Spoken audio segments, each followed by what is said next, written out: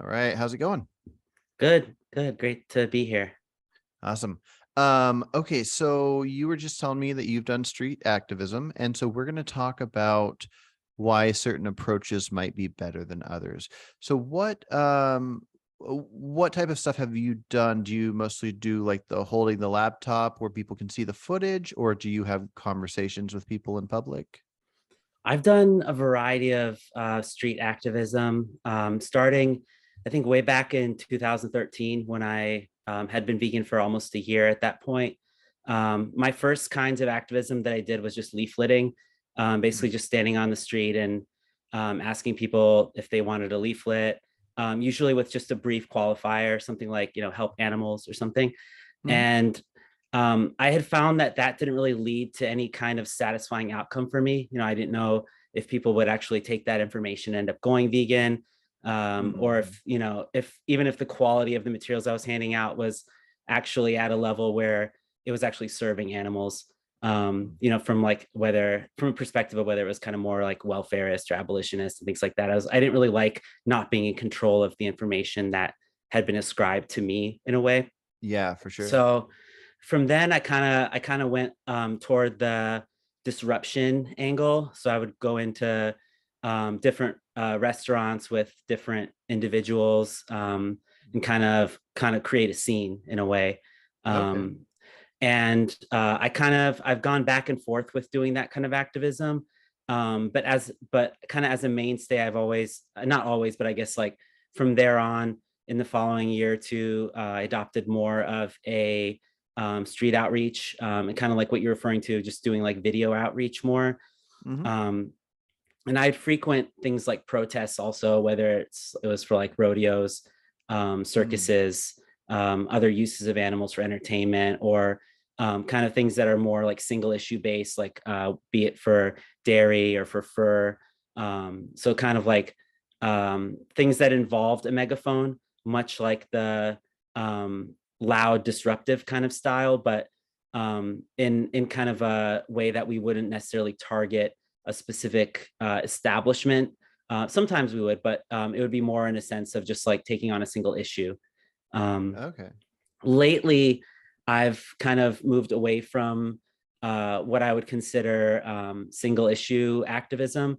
I know that topic has been kind of like appropriated in a way by anti big tent activism people in its own right, but what I would consider single issue activism would be something like anti fur protests, For sure. anti dairy protests. That being said, I have done street outreach from a big tent vegan perspective that uses a single issue to kind of gain people's attention. For example, like I stood out on a street corner once and just had footage of chicks getting macerated, and I would just ask people how they felt about it and then give them information about veganism at that point. Okay, cool. Okay, so let's backtrack a little bit to the disruption in like a restaurant. Did was it always like a kind of a legal approach, or did you guys not care much about that end of it? Like was it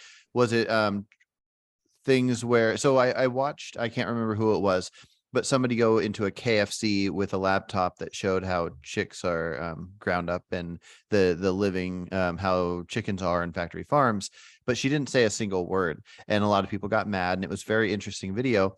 But legally, you can go in, you can film anybody anywhere in public, and you can walk in anywhere. So I thought that was an interesting way to show somebody, if you're going to eat this, look at this. But I was curious with what you've done and what you thought then or think now. Are you in favor of pushing it to limits past legal approaches to because the cause is that important? I'm never gonna dissuade anybody from taking non-violent approaches. But for me personally, I've just found that I just kind of can do the best effect for animals. Like can promote the best, can promote the message in the best way, I guess I should say. When I'm just talking with people individually. Um, For sure. I mean, there's definitely kind of an adrenaline rush of being in that mode of like disrupting an environment. And, I can't say I've ever regretted doing it in any particular instance, but There's a much greater feeling that I get knowing that somebody truly understood what veganism entails.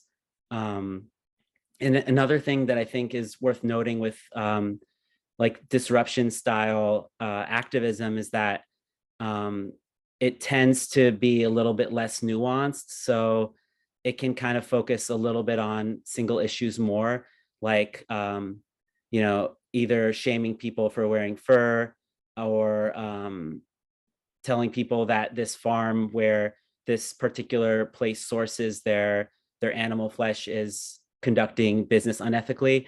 Um, it doesn't really give you enough time, or it doesn't set the tone in such a way where you're able to actually um, explain that veganism is simply just a non-action of not abusing animals. For sure.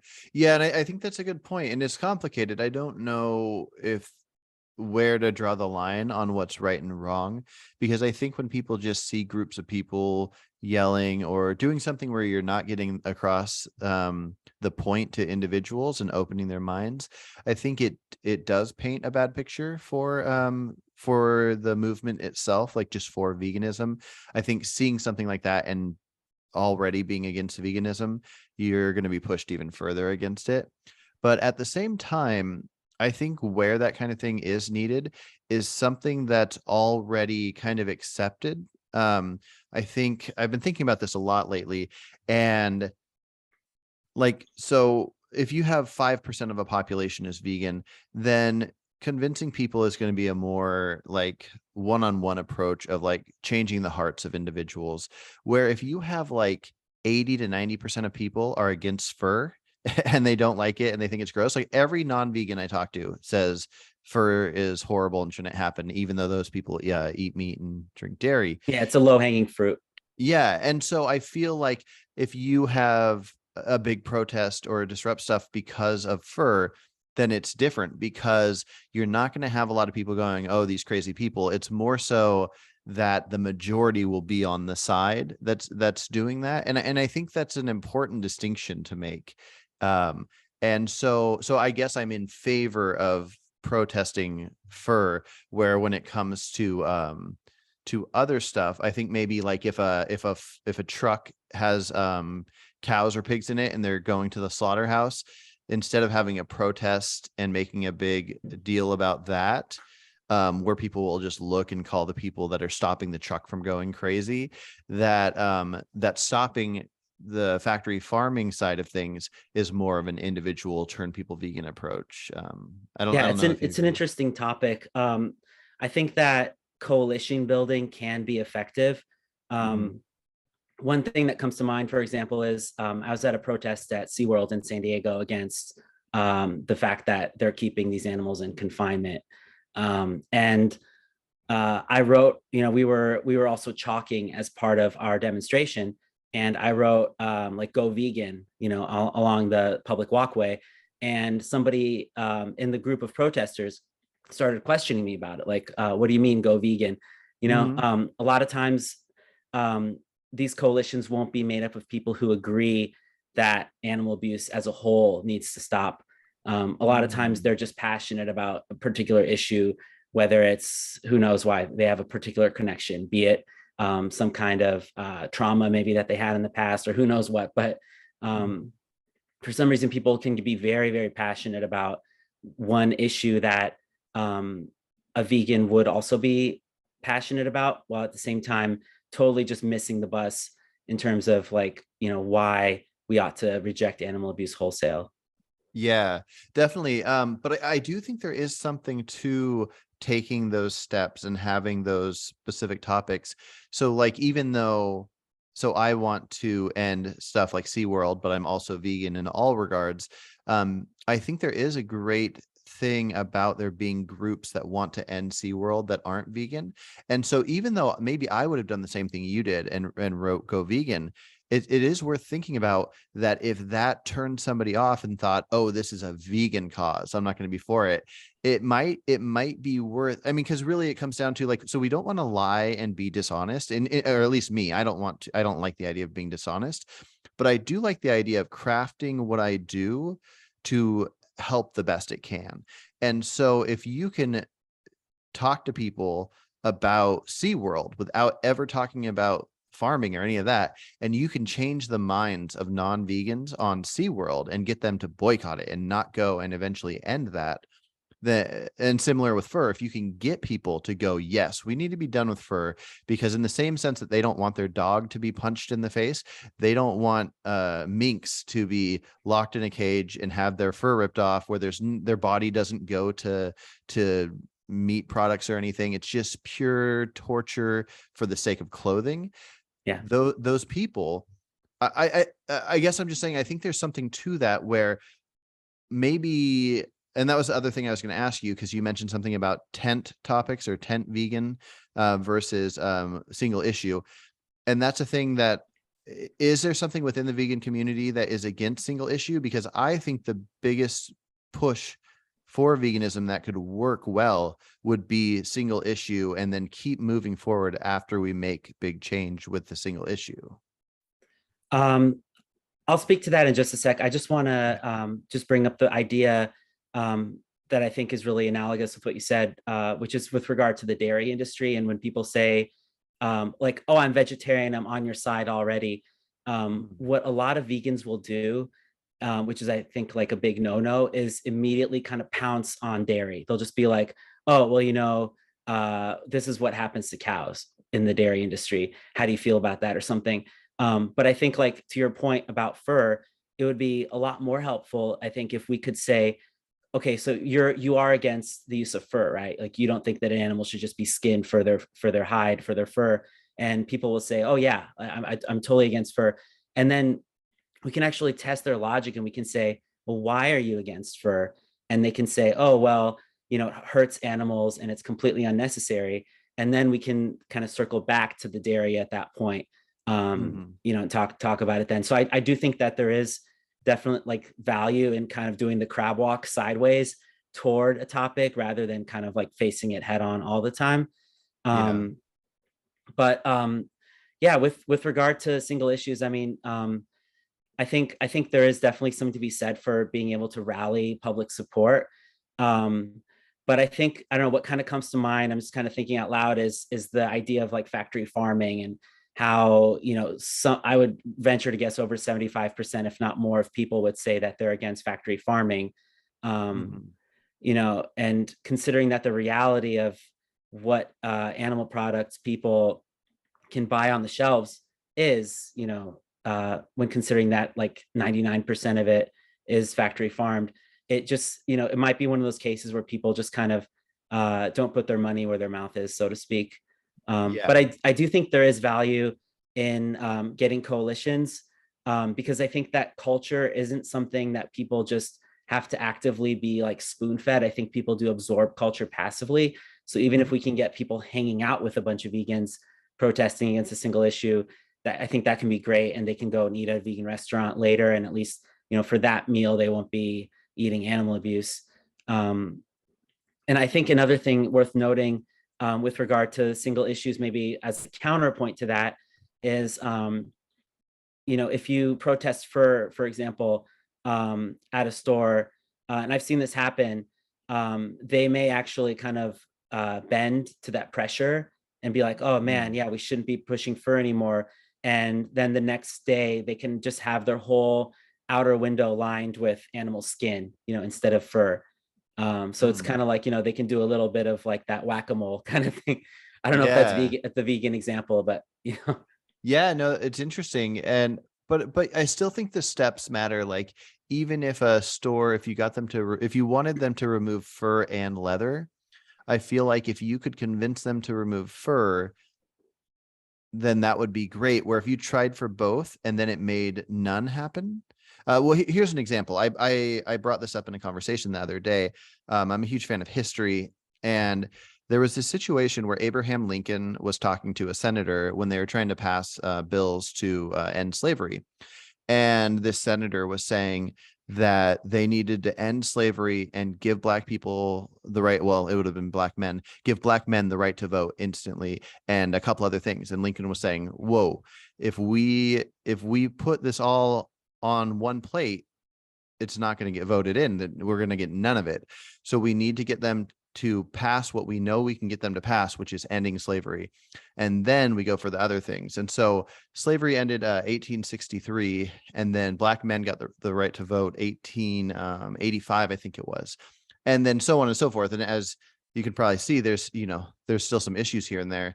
But if you try to get everything at once with people that are against a certain thing, like if people in that case, people being against giving up slaves, or in this case, people being against eating the meat they've always eaten, then most people won't just go all in. And so I think a big part of it is finding the biggest issue. What's the most harmful thing?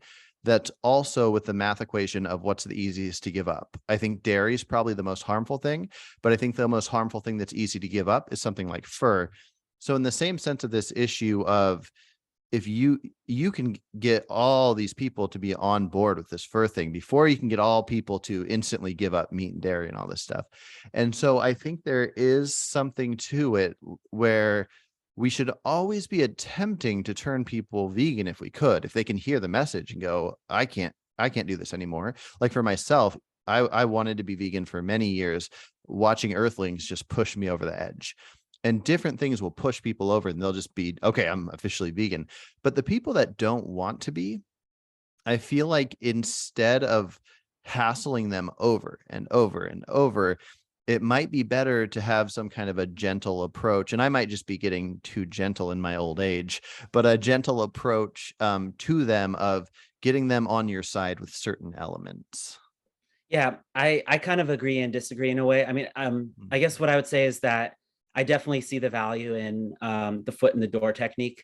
Like I've read about a psychological study where people were asked to put this, like, I forget what the cause was exactly, but like this huge banner on their garage. I'll just make up an example. It says like, save the turtles. And people would just outright reject it. Like, no, I'm not going to put a huge banner on my garage. But if people said, oh, well, can you put this like tiny little sticker in your window that says save the turtles?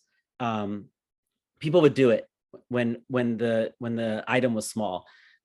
What researchers found was that if the people who were handing out the stickers went back to the houses that had accepted the stickers, the acceptance rate of the huge banner skyrocketed, where people actually were willing to put a huge banner on their garage because they started to identify with turtle saving, turtle savers. Yeah.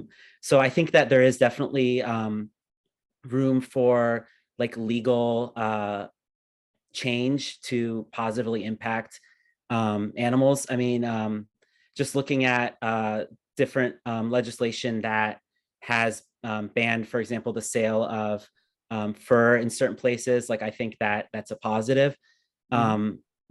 Whereas I think that sometimes, and I mean, also I think there's in Illinois currently, or maybe it just recently was acted upon, but there was a law or a bill rather, that was proposed that would actually make it easier for puppy mills to operate.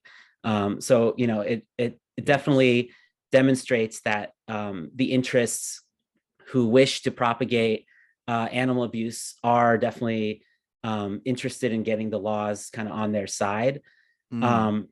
Where it gets kind of dicey, as I see it, is when it comes to like welfare reform, like animal welfare type things.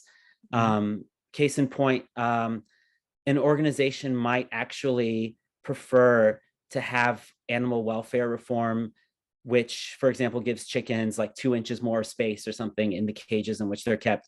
They might actually wish to have such legislation passed because it could make it easier for them to convince the public that their products are humanely sourced. And I've heard people say, this is just anecdotal, but I've heard people in other countries say, it's horrible here how everybody is now consuming eggs because there was this welfare reform passed, and now everybody thinks that eggs are just fine to eat because they don't abuse animals anymore. Because it says free range instead of not saying free range. Sure. I mean, or like, if the governmental standards just reach a certain point where people are no longer kind of burdened with this guilt for purchasing those products. And this is something that we saw. I mean, you brought up the example of slavery in the US, I mean, there would be lots of people who would actually push for these kind of like welfarist kind of reforms. Um, Kind of reminds me of what Dr. King had said from the letter from the Birmingham prison, where he said um, something to the effect of, you know, it's not the Klan member who's standing most in the way of our liberation, but it's the white moderates who kind of say, like, I agree with your cause, but I don't agree with how you do it.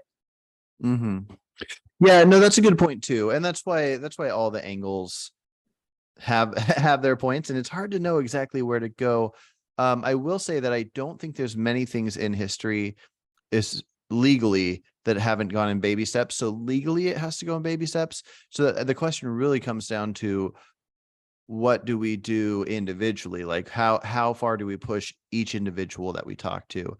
And I think it really comes down to just getting a feel for that person. And the examples I usually see, I judge pretty harshly. Like every once in a while, I'll see like Joey Carbstrong or somebody else talking to somebody on the street, and I'll think they go too far. But I got to recognize that I'm just seeing a couple people being talked to where really, for the most part, like me and you in our everyday lives, we might chat with somebody about veganism and it's not filmed. So we're not putting on a show for the internet. And but I do like critiquing those things because like with Joey, I don't know if you're familiar with watching Joey much, Yeah. but as soon as it seems like the person's like thinking about, like, if they say something like, I want to reduce my meat and I do care about animals, if he gets the feeling that they're not going to convert, if he can't claim I just made a vegan, he gets really like toolish, and he'll start throwing out like insult type things that I do not think can benefit the cause at that point. Everything else he did is genius. I think he is great at, he has the perfect knowledge, and he has done it so long that he is great at getting out that knowledge. And I don't think even though my approach might be more similar to like Earthling Ed or Justin from Debug Your Brain, where I'd want to never get to the angry levels, I think it's fine to go all out and share all the truthful details. But once you're just insulting the person and they're going to leave, and there's elements of something you've said that you could have not said that will make them think negatively about veganism, I think that's something we should work on not doing. It's an interesting point because I think like you definitely, you know, always want to try to foster peace and harmony with everybody you encounter. Um, Mhm. and I think like, you know, it's important to keep in mind that if we were those animals, you know, who are being brutalized, like we would want somebody to speak with utmost urgency, you know, in order to Mhm. prevent people coming at us with a knife, you know, Right. and being totally helpless against it. Um, I think, you know, I think it's a lot, there's a lot to be said for when you are being filmed, you know, when you're filming yourself and you kind of come up against somebody who's really recalcitrant to change. One thing that comes to mind is like a person who, let's say, is just totally like anti-vegan to the core, has all the BS talking points, whether it's like crop deaths, anti-nutrients, and the list goes on. Mhm. Um, Sometimes I think it can be beneficial to make an example out of people and to Mhm. humiliate them to some extent. Mhm. Because if they're on camera, I mean, if they're not, then you know the effect of it is only going to reach so far. But I think there definitely is a time to kind of like call people out harshly, because I think a big part of social change, when you look at a social psychological perspective, at least what I would think is that people tend to see things that they don't want to become and kind of recoil in light of Mhm. seeing it more so than people actually like see a hero and want to be that hero, if that makes sense. Like Yeah, definitely. I think Well, I think people know what they want to become based on what they don't want to be. I agree, which is why it's such a fine line, because while making an example of that person, you also don't want to become a person that somebody will see and say, I don't want to become that. So they'll look at both and go, oh, I don't want to be this thing that's harming these animals, but I also don't want to be this thing that feels like maybe a cult or something. Not that I'm saying Joey goes to that extreme, but there seems to be an issue with how people view vegans, and it's tricky because a lot of it's just made up, most of the times. Yeah. Anyways, I won't fully go that route, but we do got a couple minutes left here. What do you think is the best thing that vegans can do for the cause right now? Well, I think the best thing that we can do is just be a leader in your own circle, whatever that may be, Hmm. and to speak up for animals the way that you would wish for them to speak for you if you were in their position. I think something that is really um, profound is that water makes its way through land because of its persistence, not because of its strength innately. Mm. And I think that if we all are just persistent and just make this an issue that just will not go away, just make it a thorn in the side of people who would wish to abuse animals, consciously or unconsciously, then I think we'll do a lot more to succeed. I mean, in a lot of communities, um, you have like a group of animal activists that may get together once every 2 weeks, maybe once a month, to do some street outreach. Um, I think we need more people who are willing to put in their own resources, buy a TV or two, buy a TV stand, go buy a table and some stools and get a sign made, invest a few $100s or whatever it might take, and make yourself an activism machine, Hmm. be a force to be dealt with in your own right. And I think like people will um, be so inspired by your courage that they'll be like, wait, why am I not doing more? Um, so I think that's really one of the biggest things that people can do. Um, and another thing that also comes to mind is for people who are in a situation where they're having to contend with animal abuse all around them, whether it's at the dinner table or when they're out with friends, wherever, when they make an issue of veganism to their friends constantly, yeah, I think like, to speak to your point, it can kind of get to a point where it's like pestering and nagging and may kind of turn people off. There's a way to practice a little bit of conscientious patience, where you let people bring something up, where you kind of let people open a little bit this vulnerable spot, and then not necessarily pounce, but Mm. um, kind of like try to get that person's motivations out in the open, like, yeah, why do you feel a need to tell me that you enjoy this so much, Yeah. and I think we do need all the tools at our disposal, whether it's single issue activism, whether it's making vegan food for people, whether it's leafleting and things like that. I think all of it is really good to make it an issue that's constantly as much in the forefront of people's minds as we possibly can. And I think we also do need the loud, disruptive kinds of activism, because I think that there's an effect from that where there's kind of this rational moderate effect where if people see all these vegans who are making a huge loud ordeal out of something, and then they meet a vegan who's like more quote unquote rational or reasonable or whatever, however they may perceive them. I'm not saying that's even evidently so in reality, but Mhm. if somebody's perception of one vegan can be so much more positive, that could be just an in for that vegan. And I'm by no means saying that we should be like pick me vegans and be like, oh, I don't care what you eat or something like that. I'm just Mhm. saying, we can still approach veganism in a principled manner and come off as a better example than some other vegans. I mean, I will never like police how others do activism. Um, as long as it's vegan activism. Now, I do think that Mhm. welfareism is counterproductive to the cause of animal liberation, because I Mm. think it reinforces the property status of animals. Mhm. But I think, as you know, I think we need all the different tools at our disposal, and I think it's the message always kind of cuts through, no matter what, as long as we're approaching things in a level-headed, principled manner. Gotcha. Yeah, I like that. Well, we should save welfareism for a second talk. I would like to talk to you about that at some point. I do want to ask you, based on your first part of the answer of what vegans should do, which is get out, spread the word, set up tables.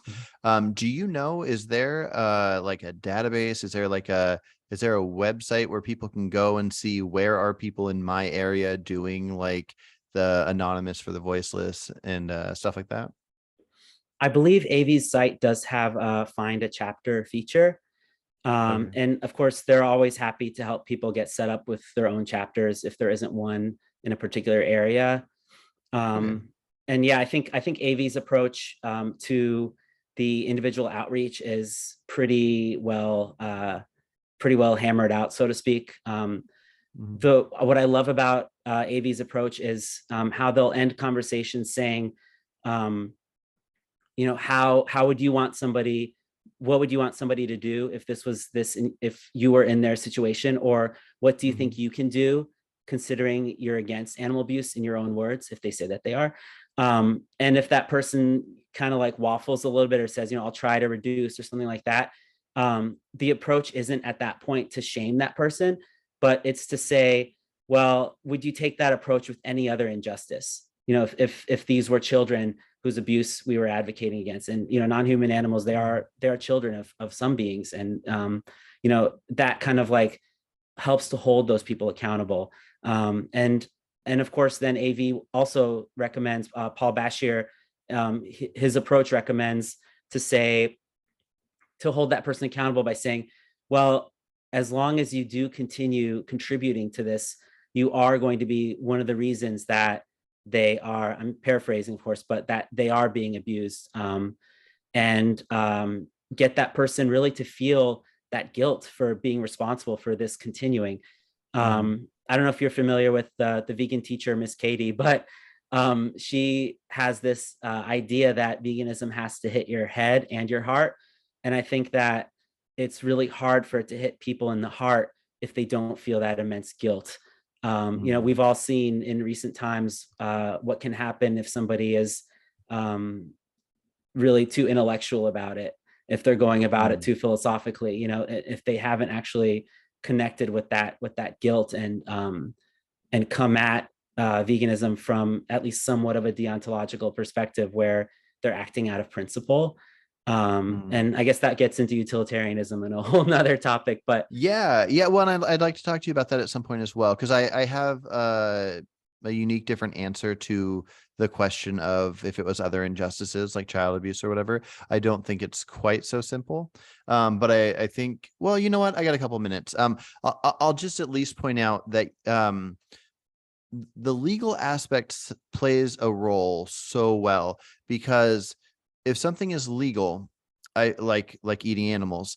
I feel like taking an approach that pushes people away when they have the legal option has a different effect than if it's not legal. So if it's illegal to beat children or to beat your wife or to own a slave, then nobody's approach matters. It's just illegal. So you turn them into the police.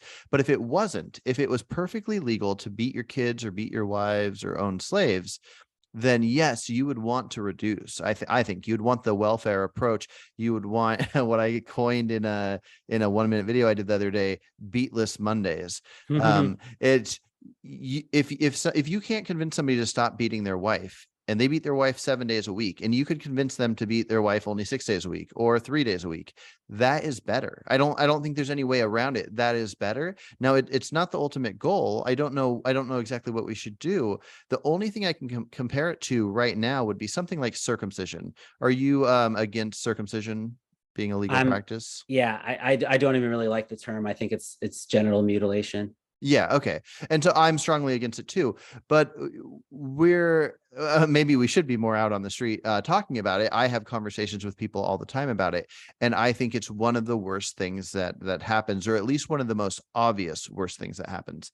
But because it's illegal, we're not telling people that do it to their that are going to do it to their babies that are going to be born, like getting in their face, telling them these horrible things, and being a person that would make them never want to talk to you again. But I have convinced a handful of people to not circumcise their kids That's by great. having nice, calm conversations with them.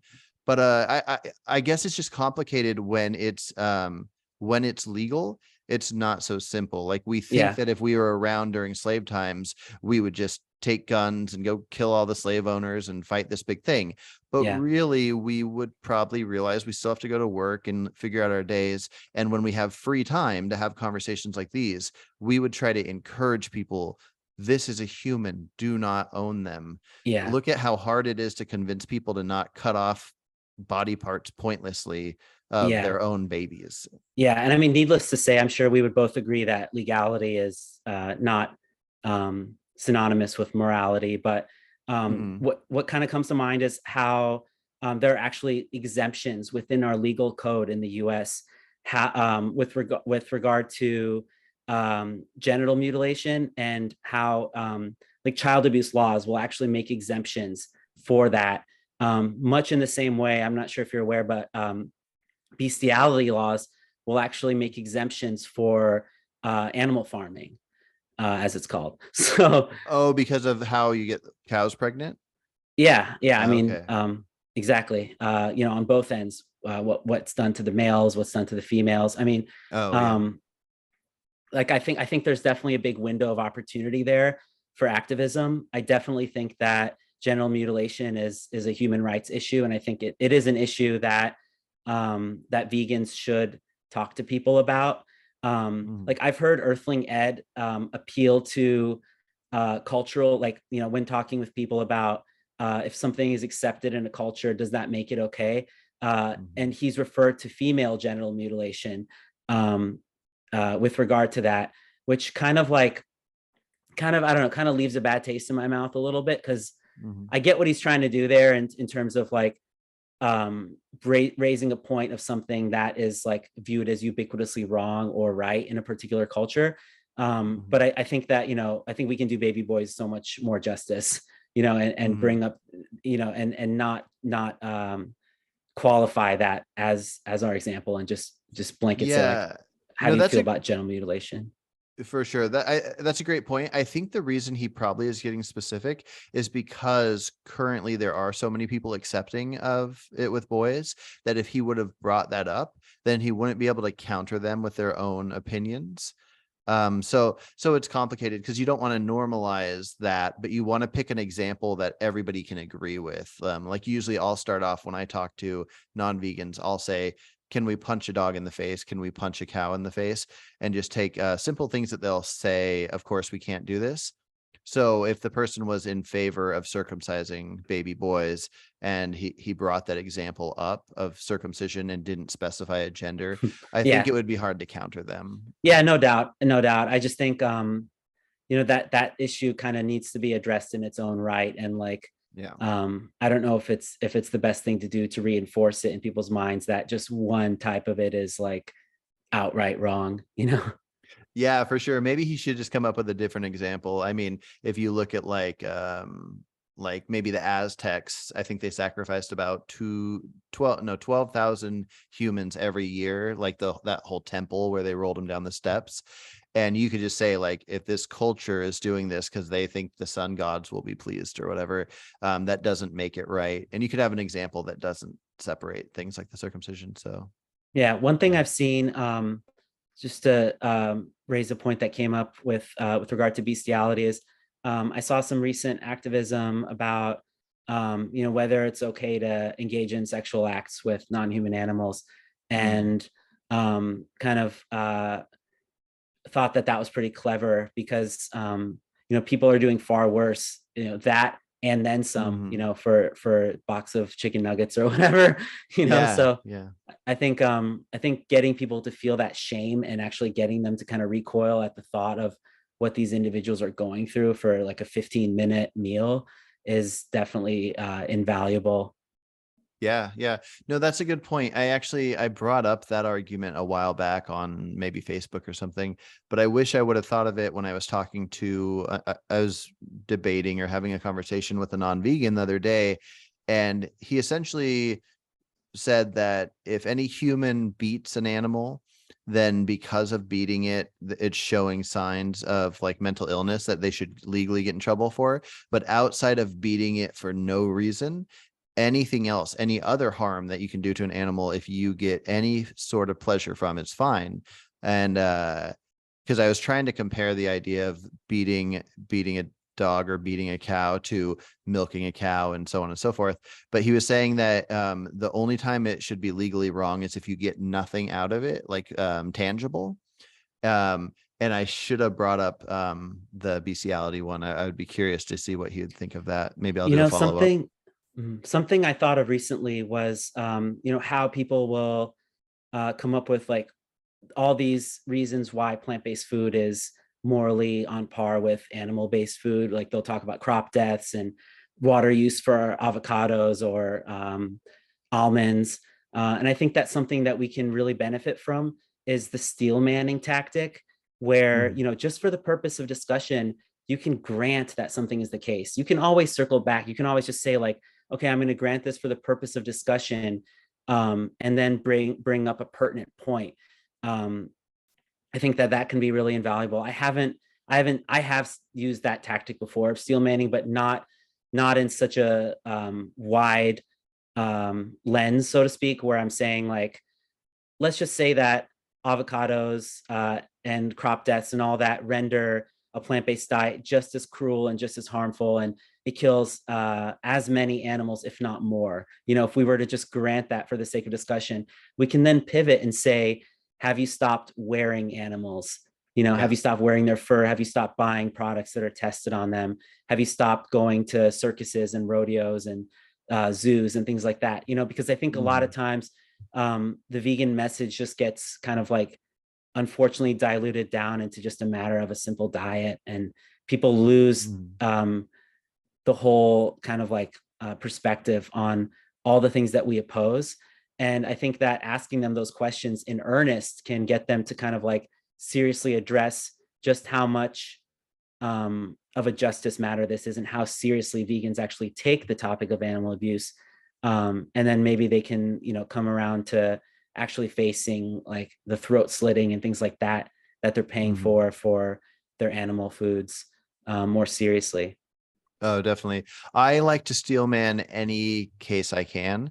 And so I'm definitely with you on that. And I also like the idea of getting the other person to hypothetically steel man my side. Like, so if I don't usually go the health approach or anything, but if I point out that you can be perfectly healthy on a vegan diet and then somebody says, no, you can't, then I like to, in a sense, make them steel man it where I say, okay, well, if I'm right, if you find out that you can be healthy, then what do you think about it? And then they'll give their answer as if they're on your side with it. But as far as the steel manning their arguments, I'm a huge fan of it, because if somebody points out like, okay, the deaths of animals and crops, and then one I've been hearing a lot lately is that vegetable farmers will hire hunters to kill all kinds of animals like foxes and various different animals that are nearby, and that more animals suffer this way than with the animal agriculture. And then like I'd basically just say, okay, let's just go with your premise then. What should we do? Because if we want to end suffering, and if you're saying more suffering is happening from um, vegetables, are you thinking that we should start outlawing vegetables, and then we should all, and just see what route they're going, to see if they truly care about what they're saying, or are they just saying it because they think they have that gotcha to end veganism?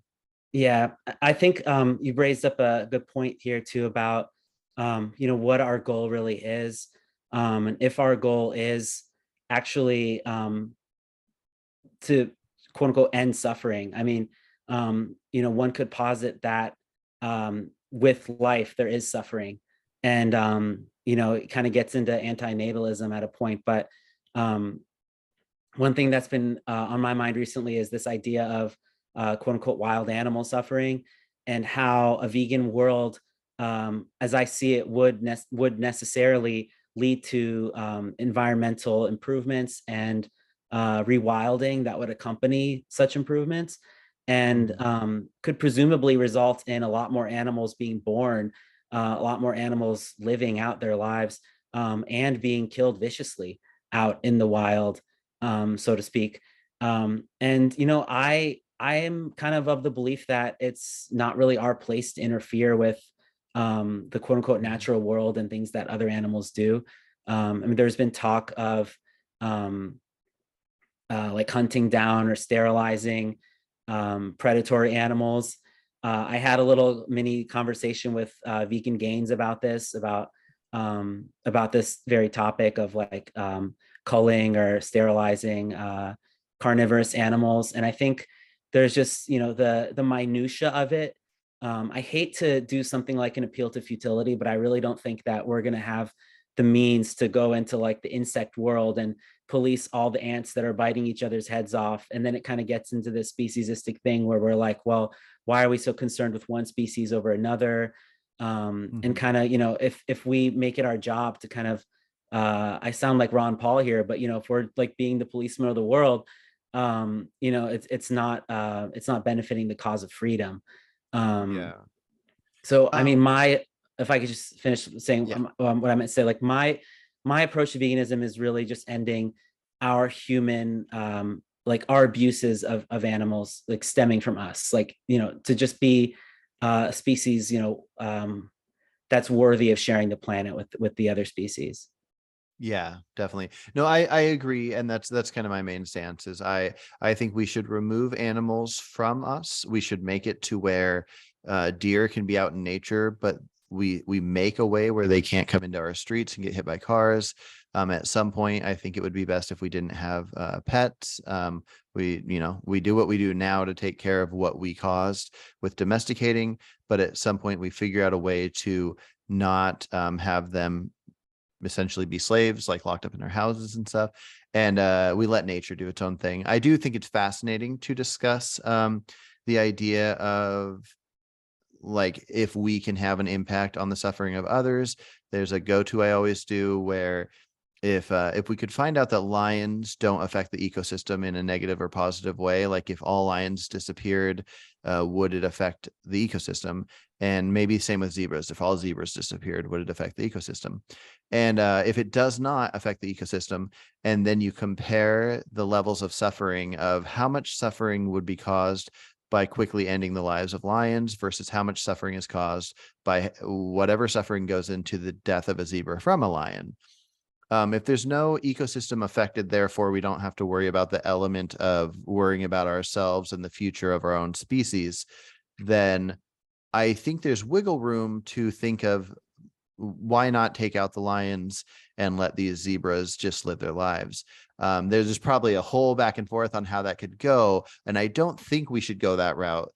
But I do find it fascinating, though. I think it's interesting to talk about. Yeah, I think a pertinent topic is also when it comes to the sterilization of cats and dogs, like animals who like our activities have given rise to.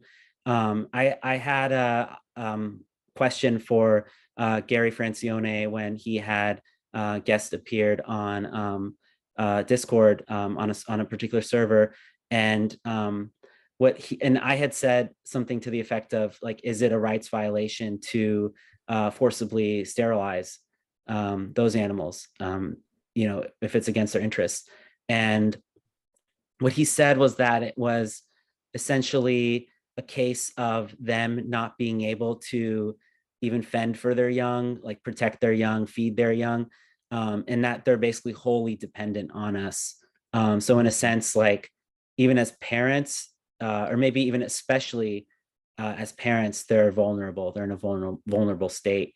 Um, And it's kind of one of those, it's a weird hill to die on as a vegan, to be like, to take the position of being anti spay and neuter, as it's called. But I think it's Mhm. definitely something that we shouldn't just ignore, and that we should recognize that even as we're um maybe defending the notion that dogs and cats should be sterilized, that we're aware that we still wouldn't want that being done to us against our Right. will. Yeah, considering the nature of mammals and what our wants and desires are. And what I found out recently with spaying is they get a whole hysterectomy. It's not just a tube tying of sorts. Cats and dogs, they'll have their entire uterus removed and, various other things. And so it's kind of devastating to think about. It's sad to know that animals have their natural instincts of what they do in the wild, but because we have them, we spay and neuter them. You'll see dogs like humping stuffed animals and whatnot because they have something ingrained in them of like what their nature should be. But we enjoyed them sitting on our laps and petting them so much that we've removed their entire nature. So I think it Yeah, is it's something. sickening. It's Yeah. sickening when people try to pass it off in behavioral terms, and say, oh well, they're like so much better behaved when they're neutered. Yeah. Well, And or it's even not just just that. I was just gonna say the idea that animals have to be broken, they have to be trained to be yeah. good. A dog that isn't trained might seem a little more wild, or a horse, you have to break it, you have to train it to hang out with us instead of being wild. And so I agree with you that elements of it shouldn't be a hill to die on, the spaying and the neutering part. But I think veganism might benefit veganism to have discussions about pets be more in the forefront than it is. So. Yeah. Yeah. And I think the same kind of goes for the genital mutilation of humans. Mhm. It's interesting because I'm sympathetic both to the notion that humans are animals. Of course we are, factually speaking, but Mhm. I guess what I mean more to say is that I'm sympathetic to the notion that such issues should be pertinent to veganism, and also sympathetic to the idea that this is the one movement that non-human animals have, and let's not try to co-opt it. I Mhm. think it's perfectly fine to be able to also to be able to just see the genital mutilation of newborn babies, baby humans, as a human rights issue, and just kind of like leave veganism as a completely separate topic too. Mhm. For sure, for sure. Well, I do got to hop off here, but I have 1,000 things I want to talk to you about. So let's set up another one soon, okay? For sure, I'd really enjoy that, and it was fun hopping on with you, and looking forward to following up soon. Awesome. Sounds good. Take care. All right, take care.